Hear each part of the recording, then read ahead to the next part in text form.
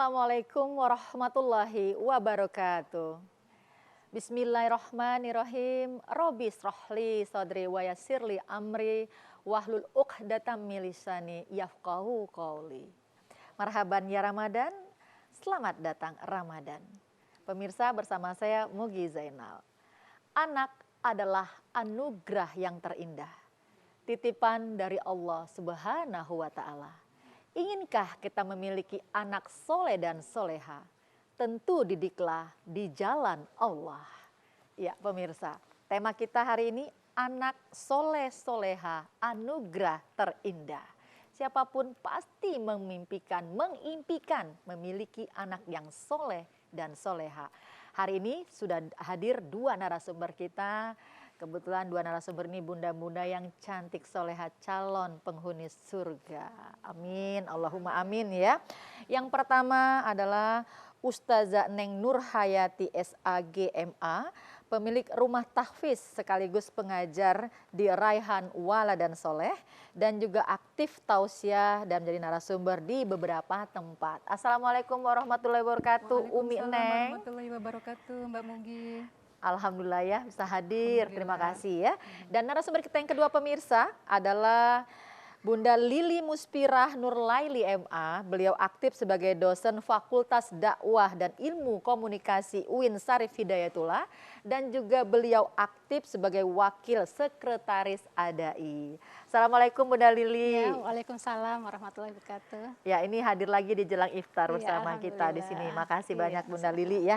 Baik Umi dan Bunda, kita masuk ke tema anak soleh soleha anugerah terindah. Semua orang pasti menginginkan ya, menginginkan memiliki anak soleh soleha. Ya baik, Umi Neng ya, yang ingin saya tanyakan adalah bagaimana supaya nih bisa kita menumbuhkan, sejak kapan nih potensi anak soleh soleha ini bisa kita tumbuhkan? Ya silakan Umi. Baik Mbak Mugi, bagus sekali pertanyaannya. Ketika kita ingin mempunyai anak soleh dan soleha, pastinya itu ada usaha-usaha kita. Ya, usaha ini dimulai dari sejak dalam kandungan mungkin ya. Nah, potensi untuk melahirkan anak soleh dan salah itu sebenarnya itu sangat berpengaruh dari mulai kandungan. Kalau ibunya misalnya rajin membaca Al-Quran, sabar, akhlaknya, akhlak karimah, insya Allah anaknya pun akan menjadi soleh-soleha. Nah, sebagaimana ini diisyaratkan Allah Subhanahu Wa Taala di dalam surat Al-Ahqaf ayat 15. Bismillahirrahmanirrahim. Wa wassaynal insana biwalidayhi ihsana.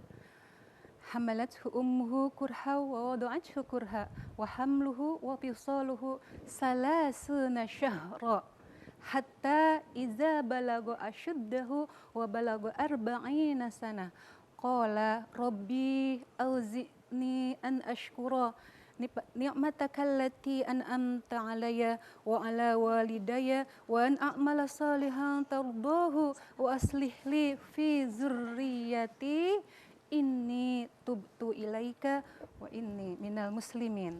Nah, itu dalam surat Al-Ahqaf tersebut, kita seorang ibu itu mengandung dengan susah payah, lalu melahirkannya dan menyusuinya itu selama 30 bulan.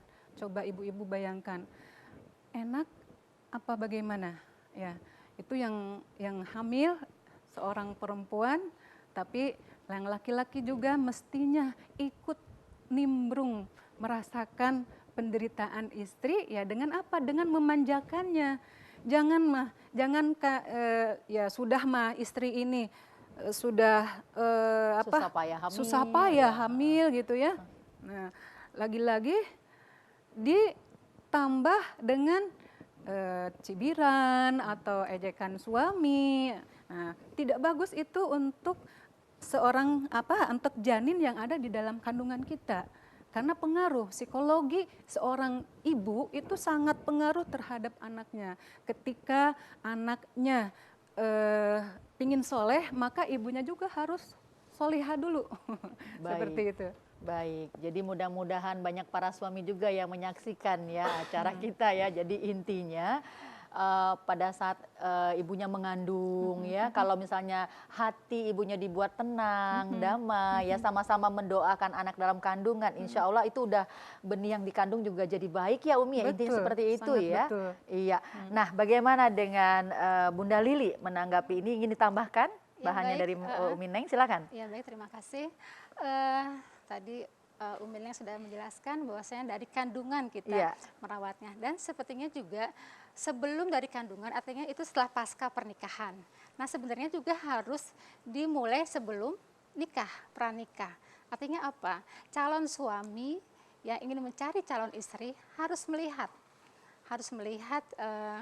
calon istrinya apakah berlaku baik atau tidak. Kemudian calon istri juga seperti itu, melihat calon suami apakah soleh atau tidak. Karena apa? Dalam hadis Nabi dikatakan bahwasanya tungkahul mar'atu li arba'in. Limaliha, linasabiha, lijamaliha, walidiniha. Fazhar bijatid din taribat yadak. Artinya kata Nabi, seorang wanita itu dinikahkan ada 4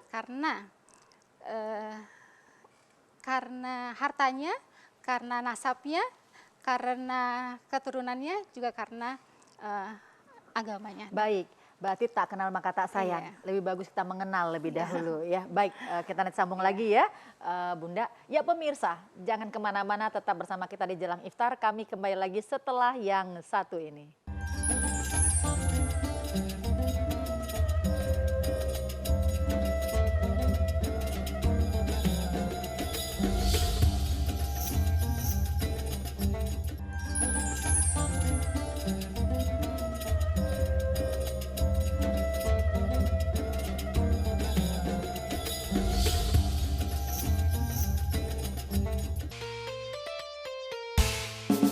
Ada anak bertanya pada bapaknya, buat apa berlapar-lapar puasa? Ada anak bertanya pada bapaknya, tadarus tarawih apalah gunanya? Ya pemirsa, memiliki anak yang soleh dan soleha adalah impian dari semua orang tua. Nah bagaimana cara kita mewujudkannya, kita lanjut lagi diskusi di Jelang Iftar bersama narasumber kita ya. Baik Umi Neng dan juga Bunda Lili, kita lanjut kembali ya tentang anak soleh dan soleha ya. Umi, semua orang pengen punya anak soleh dan soleha. Cuma kadang-kadang cara yang diterapkan itu juga salah mungkin ya. Apakah benar bahwa memberi makanan, harta kepada anak kita dari jalan yang tidak benar, ini juga bisa berdampak dengan anak-anak? Ya silakan Umi. Betul sekali Mbak Mugi. Ketika kita memberikan makanan yang haram, dampaknya kepada anak itu bisa menjadi anak itu tidak soleh. Ada yang menjadi bukan ahli ya, yang suka minum-minum lah, ya kan begitu, dan lain sebagainya. Itu yang buruk-buruk.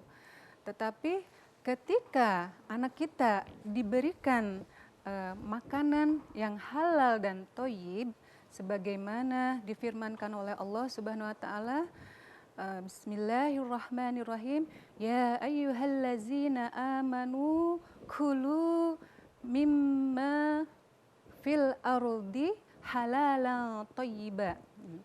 Wahai orang-orang, ya ayuhan nas, wahai orang-orang, bukan ya ayyuhallazina.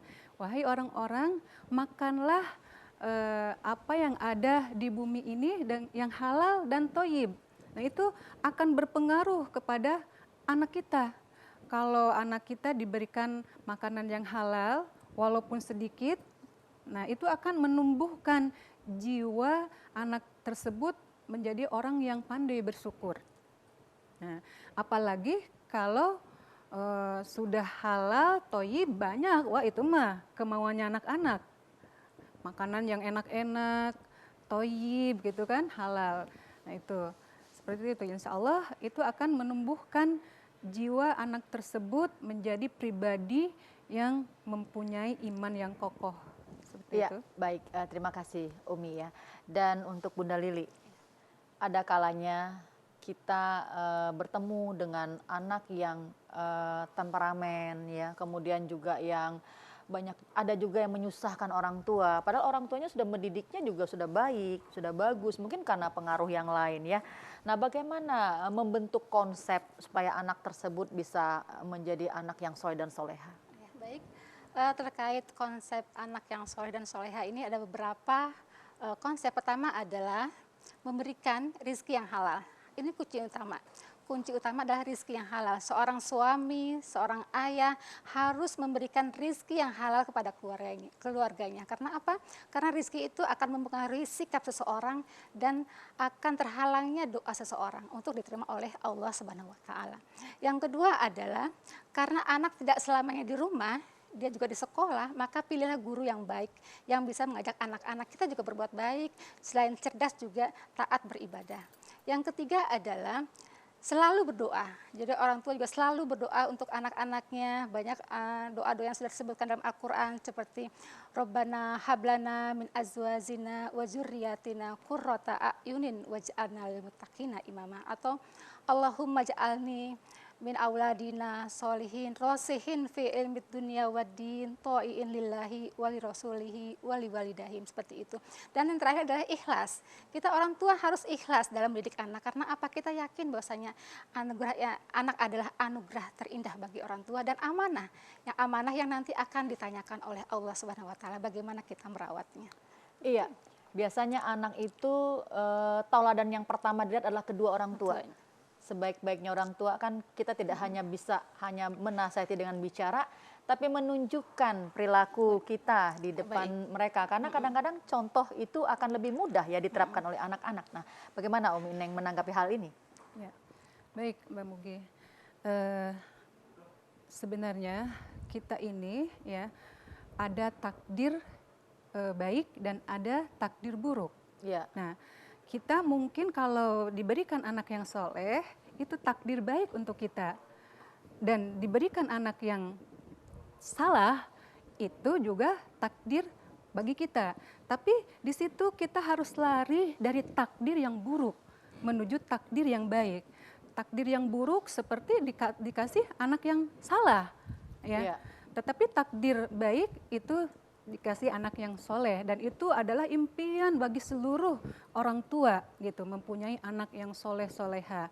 Nah, berbicara tentang anak soleh soleha ini ya, dan berbicara tentang takdir itu sebenarnya dari 4 bulan itu sudah diindikan ini anak mau soleh atau tidak, sudah ada gitu. Tapi kita harus lari dari takdir anak salah itu dengan doa. Baik. Ud'uni astajib lakum, berdoalah kalian maka Allah akan mengabulkannya. Doa apa saja? Satu, jadi intinya Umi tidak boleh berputus asa ya sebagai orang tua, tetap berdoa terus untuk anak ya. Baik Umi, nanti kita lanjut kembali ya. Dan pemirsa tetap di rumah saja kan, jangan kemana-mana, tetap di Jelang Iftar, insya Allah ya bisa menambah wawasan kita semua. Kami kembali lagi setelah yang satu ini.